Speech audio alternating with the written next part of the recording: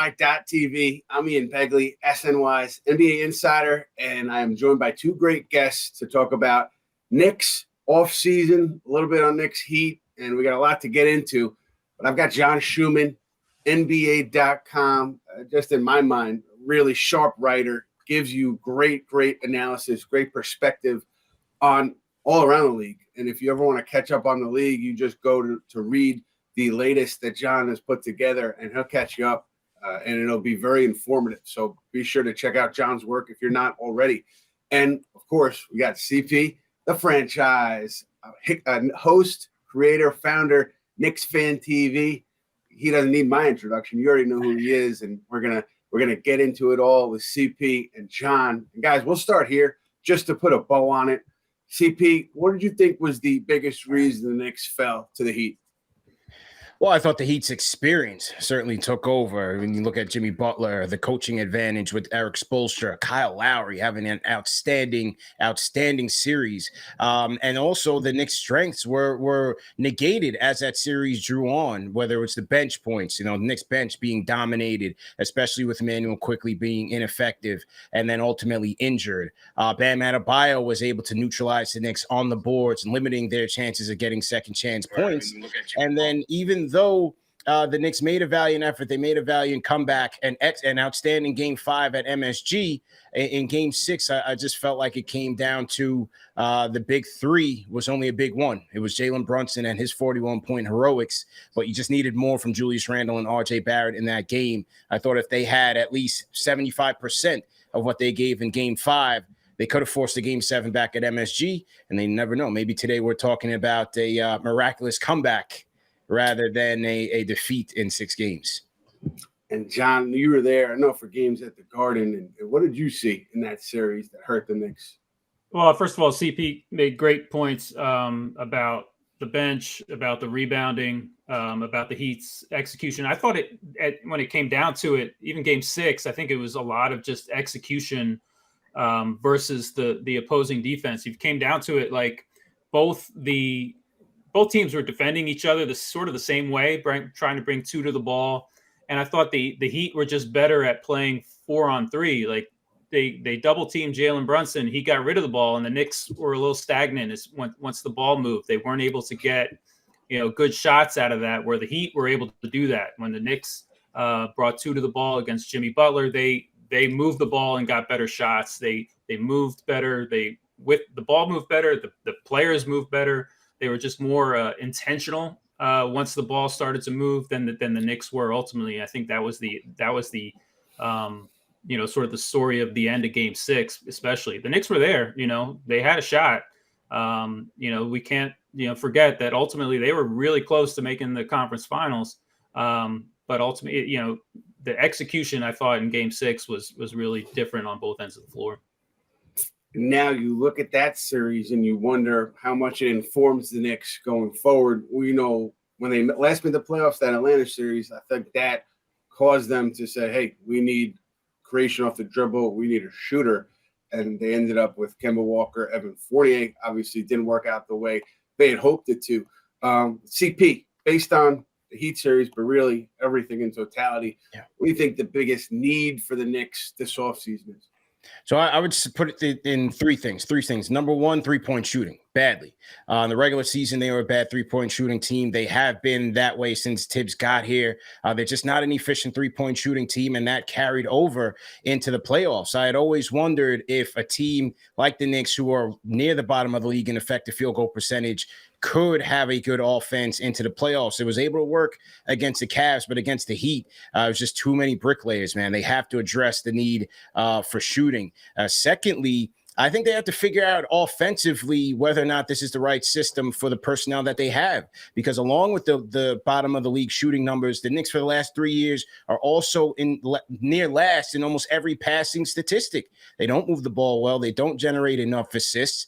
And so you have to figure out, is this offense right for the personnel that we have? Do we have the right decision makers, high IQ players that can make this work? Jalen Brunson certainly has proven to be that, but Julius Randle has been shaky in that regard. So I think that needs to be addressed. And then lastly, I think they need to go out and get another wing defender.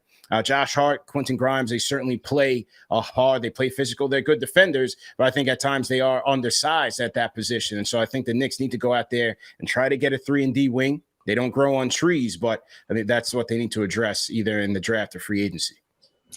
And John, seeing this Knicks team across the season, but particularly in the postseason, as you did, what would you do if you're Leon Rose? Put your team president cap on for a second. What would your biggest priority be if you were running the Knicks?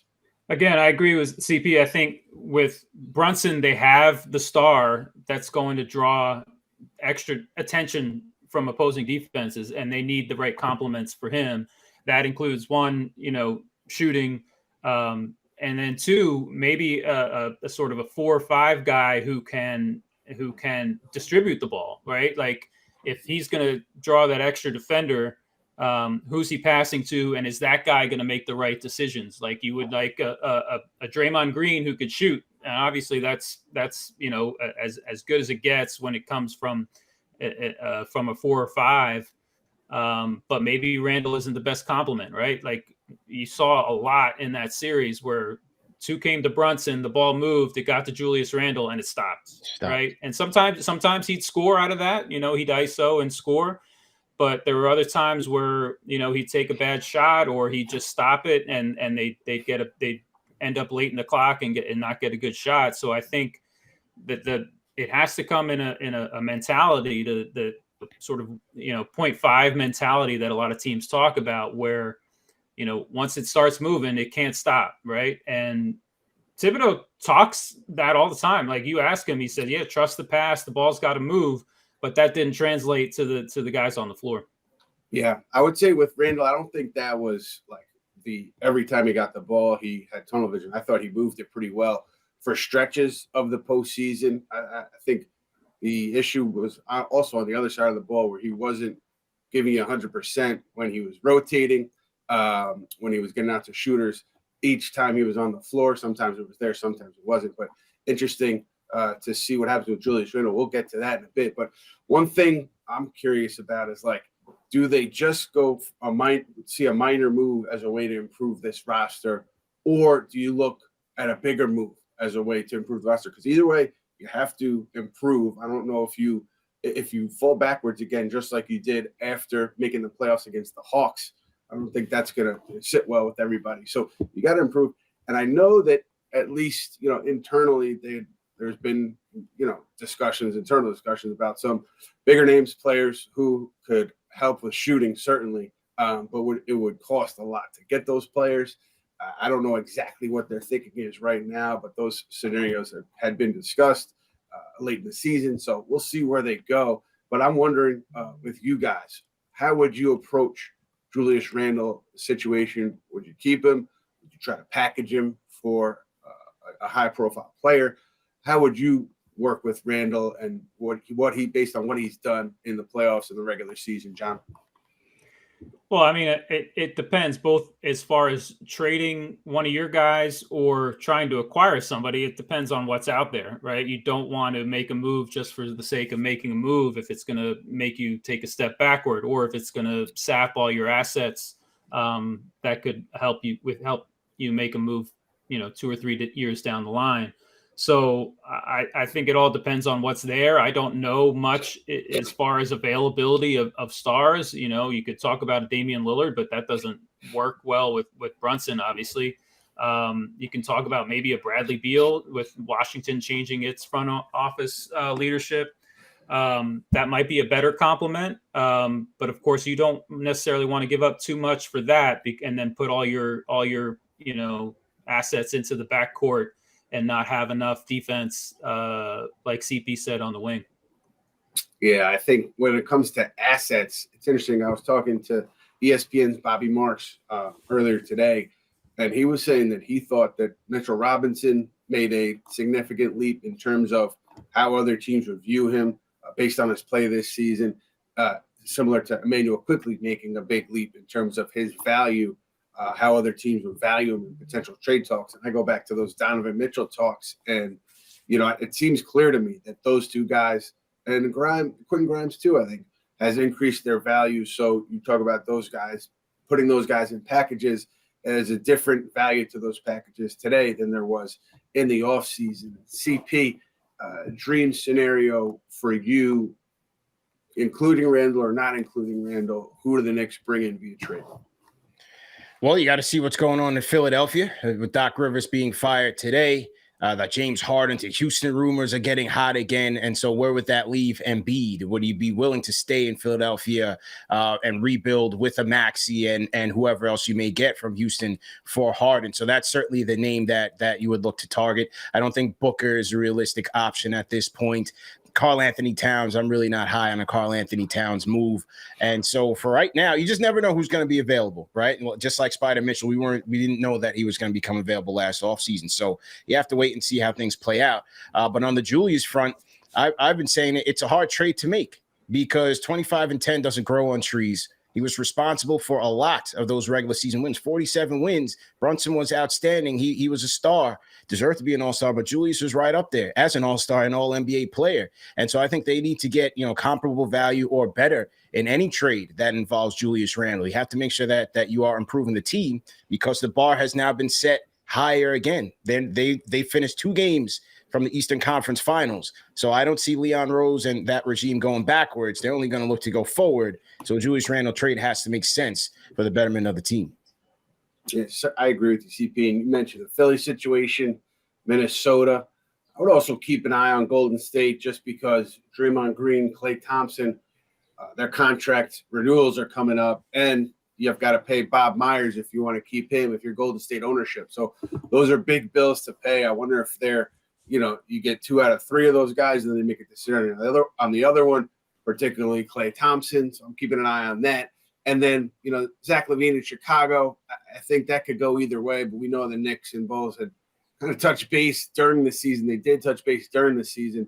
So I wonder if those talks kind of get reignited if Chicago's willing to listen on LaVine. Right now, we're going to listen to Matt Spenley, SNY social media guru, who joins us on the show, and he's going to relay a fan question to us. Matt, what's going on?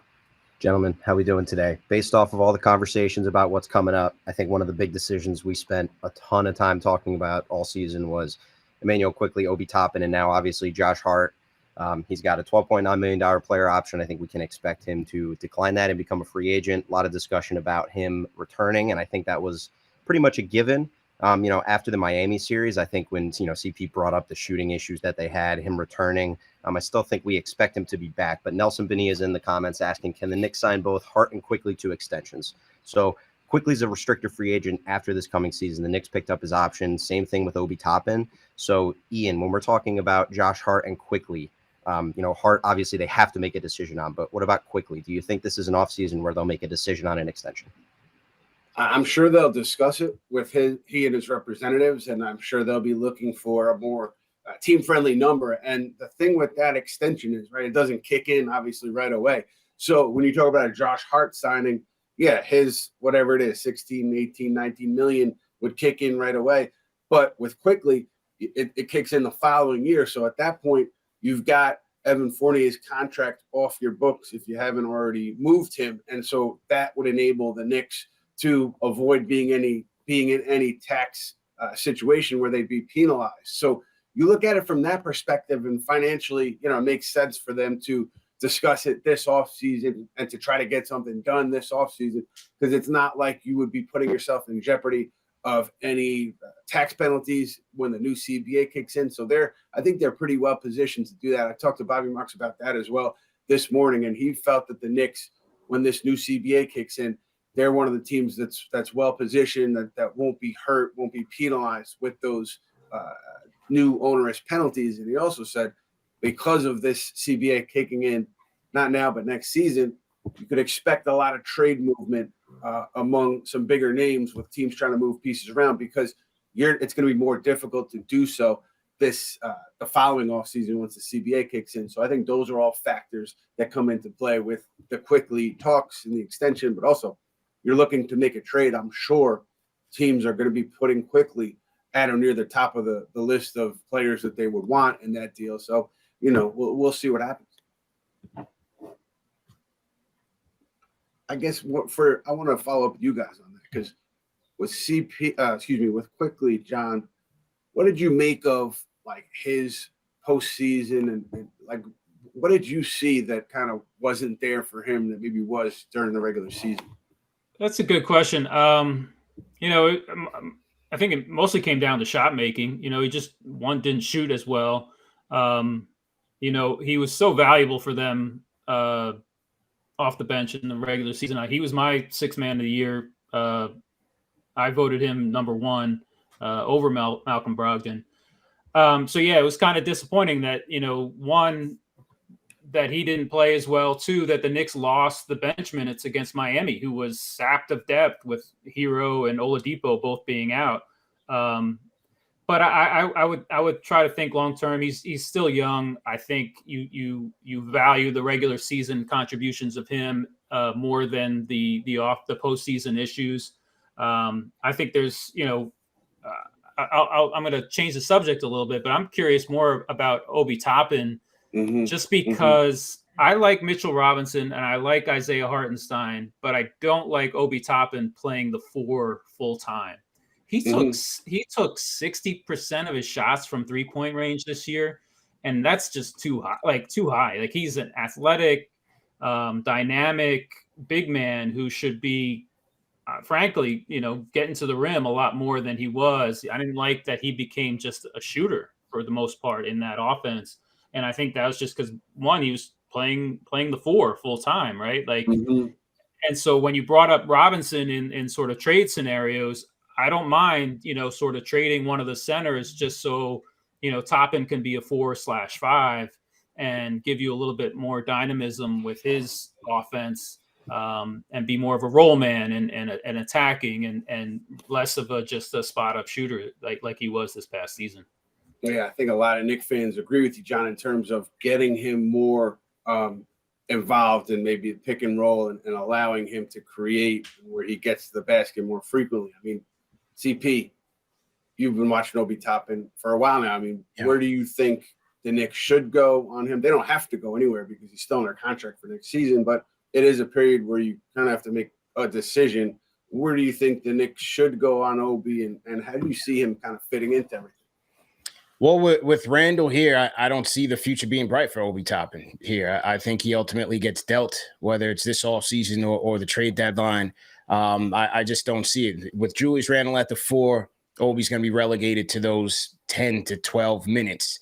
With Mitchell Robinson still being here, and he had a good year, and then Isaiah Hartenstein came in the second half of the year and not only provided the rim protection and rebounding, he also passed the ball fairly well. So I think he gave Tibbs a lot of what he was looking for, whether in the backup spot or as a starter. And so I think those two guys could be here. And if they are, along with Julius Randle, I don't see Obi Toppin having a future here with this team.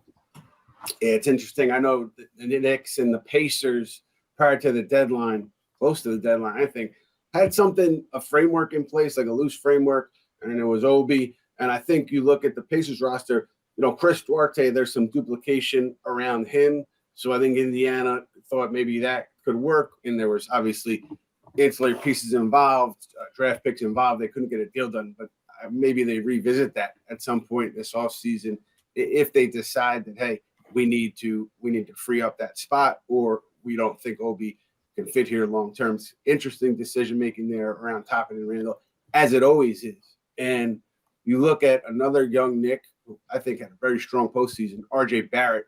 And if you're saying to me, and I don't know if this is how the Knicks are looking at it, but I would imagine to some degree you have to look at it this way. If you're bringing in another top player, another player who needs the ball, there's not enough to go around with Brunson, Randle, Barrett, and then that next player X. So it would be, Barrett or Randle, I would assume, would go in some kind of trade.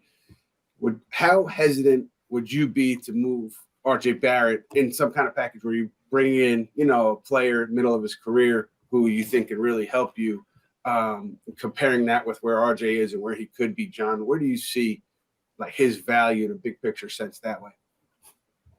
I wouldn't be too hesitant. I did like his postseason. I thought he was more intentional, playing off the ball and making quick decisions. that's what I really liked about. He was super aggressive. I like him as a compliment to Brunson because he can play off the ball, and he like on that second side he can be an attacker from there. Obviously the shooting numbers just aren't there. Whether if he's not getting all the way to the basket, then it can be a little bit of a struggle. His shooting is inconsistent from the perimeter, even his sort of finishing ability. If he's trying to finish in a crowd or from anywhere away from the basket, it's not great. But obviously there's still room to grow. And I do think that the postseason is something to build on, where he can be a really nice second side piece in an offense where Brunson is featured. So I think there's room to grow, and I'm sort of encouraged a little bit by the postseason, but I'm not hesitant necessarily to include him on a trade that I think can really make a difference. Yeah, one thing, John, I thought like when he started to screen for Brunson, or the Knicks did more guard to guard screening and wing to guard screening, he helped as a release point in that scenario where Brunson was getting too sent at him. You mentioned Julius and Mitchell Robinson not being able to do enough there. I thought Barrett helped them there. CP, RJ, Julius, and player X, right? How do you see that dynamic playing out? And do you think because of, for any reason, his value to another team or how he fits with the Knicks, would he be the guy to go in that deal? I think he would. And even though I liked how he played, like John said, I loved how he played in that Heat series. You're looking for consistency from someone other than Brunson. And outside of Game 6, I thought RJ was that guy. He was very aggressive in attacking the rim. I thought he made great reads. He was passing well, getting to the free throw line. And so that was certainly encouraging. And he shot the ball from three fairly well, and in at least 3 or 4 out of those 6 games. And so that was encouraging. But I think like we saw in the Mitchell trade, I don't think the Knicks would be hesitant to move RJ Barrett in a move that would significantly upgrade the team. I don't think they would move him in any sort of lateral moves, but it's something that would significantly upgrade the team. I don't think they would hesitate to do so. The poison pill clause is now removed as his new contract kicks in the new league year. And so I think that makes it a little bit easier for him to move. And I think he'd be a more attractive candidate in a combination with other young players and assets in a trade for a bigger player than a Julius Randle. And when you talk about like this bigger trade that may or may not happen, I was asking again, Bobby Marks from ESPN earlier today about the Knicks, what they could offer compared to what other teams could offer. And he felt like Utah, OKC, because of young players and the picks, could surpass any Knicks package. But he felt after that, the Knicks were kind of right in that group, that secondary group, in terms of what they could offer. And I'm sure, teams would be asking for RJ in those scenarios. I want to hit on this quickly. Does anybody think Josh Hart is not going to be a Knick next season? I don't. No. No.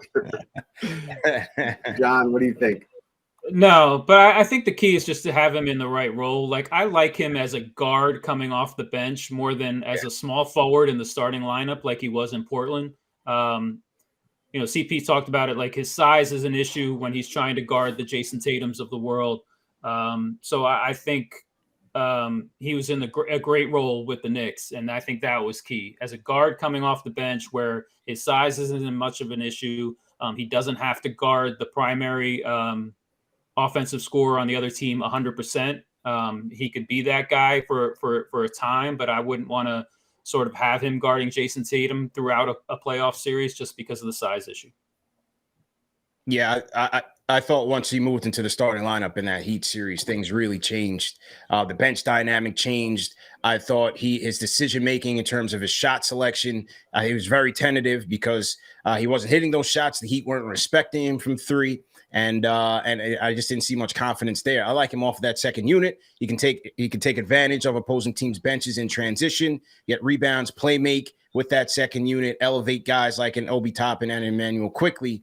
I like Hart in that role, and I think he's back, hopefully at the right price. You don't want to overpay, but maybe in a 15 to 17 range. I think that would be ideal for the Knicks.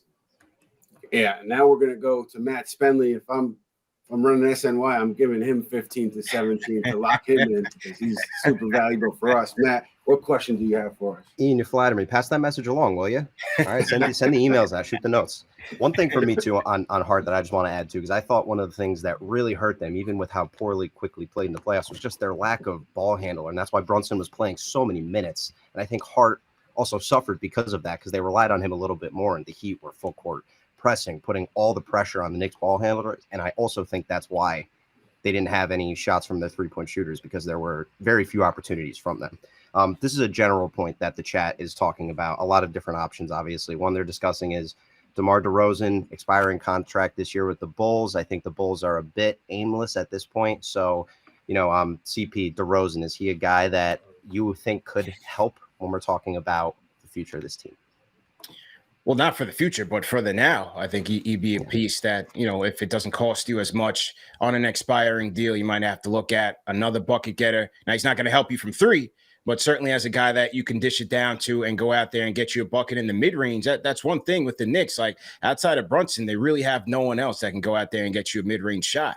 It's either threes or forcing it at the rim. And so DeRozan, if at the right price, I think that would be an interesting pickup. You know what? There's strong ties here between people in the organization and DeRozan. I think he was seriously considering the Knicks last time he was free. If the Knicks, I think, had been able to pull off a trade for Lillard, if that had come to fruition, DeRozan was coming here too. So I wouldn't rule out the idea if he has a say in it, if he wants to leave Chicago, I think that he, would consider New York based on past off season and how those went. And we haven't discussed the coach. We've seen a lot of coaches get fired from successful teams. Most recently, Doc Rivers in Philadelphia today.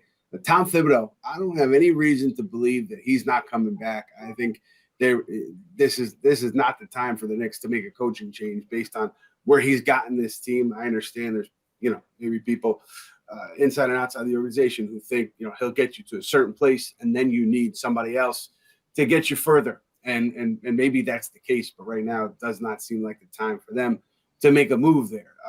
I would assume he's back. I have every belief that he'll be back. John, CP, we'll start with CP. What do you think? Tibbs back? Yeah, absolutely. I think he's back. If you would have asked me that in November, December, I probably would have said no, but he turned things around. He got the team to the 5th seed, 47 wins, and 2 games away from the Eastern Conference Finals. I thought that was phenomenal. If you take a look back at it, that's 2 years in the playoffs out of 3, 1 with the 5th seed, 1 with the 4th, and you got there, and then you won a first-round game. You got through the Spider Mitchell storyline, gentleman sweep, and then, like I said, 2 games away from the Eastern Conference Finals. But he needs to make those adjustments. The offense, they need to take a look at the offense. As I said to start off the show, the Knicks need to find some three-point efficiency in that offense and some more ball movement. Maybe consider getting an offensive coordinator to take some of those duties off of Tibbs' hands. I didn't like some of the rotations in that Miami series. I thought he left the Knicks high and dry out there in terms of just having pedestrian lineups that didn't have optimal shooting at all. And so there were some adjustments that he left out there in that Heat series that you would love to see him work on, but certainly needs to tweak the offense as well.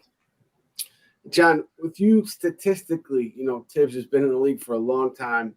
I think probably unfairly a little bit, he gets pegged as strictly a defensive coach. He's had some teams that have had a lot of success offensively, including this one in the regular season. Did you see anything different from this Knick offense that you hadn't seen from Tibbs before? What was your kind of thought on the offense as a whole?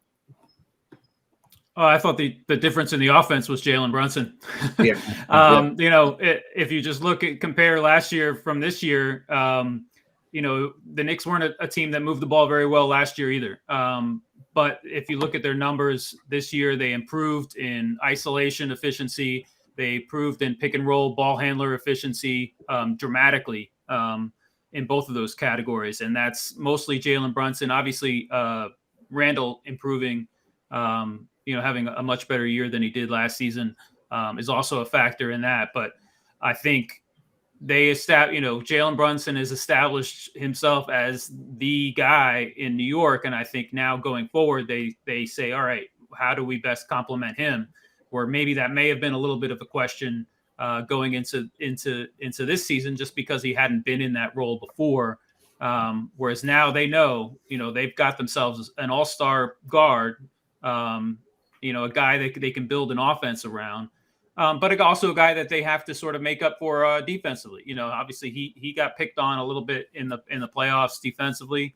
So I think going forward, both the front office and Tom Thibodeau know what they're dealing with or what they have in their point guard, and can sort of plan around that. Whereas maybe a year ago, they didn't necessarily know that they had such an offensive star on their hands. Yeah, I mean, that's a big plus, just having the consistency there, knowing what you have and playing around that. And we're going to wrap soon, but we're going back to Matt Spenley now for a fan question. All right, guys, let's close it out. This isn't a fan question. This is a me question. I want one bold prediction from you guys on how the Knicks offseason will go. I'm going to start with CP. I'll say mine quickly. Yeah. I think Ian mentioned before with Bobby Marks, a lot of potential guys on the move in the trade market this offseason. I think we spent a lot of time talking about the fit with the Knicks, and then the Knicks make, a marginal move here or there. We're going to see them go about their business. That's what I expect. That might not be bold. So I don't know, CP, be bolder than me. Oh, man. I don't know how bold, man. Hey, I'll start with tonight. I think the Knicks get back into the draft. They screw Mark Cuban once again and get the 11th pick in the NBA draft. That's bold. Love that. That's bold. John, you got anything? I'll just say I think there's a shakeup in the front line with those four guys that we talked about: Robinson, Hartenstein, Randle, Toppin. One of those guys goes just so that they can maybe find an asset or maybe improve on the wings. And because there's some overlap with those four guys, that they can still be just as good on the front line, play with three of the four, and then improve on the wings. My bold one, we've seen this front office be pretty conservative, take the incremental improvement route. Most trade deadlines, most off seasons, they were close on Donovan Mitchell last off season.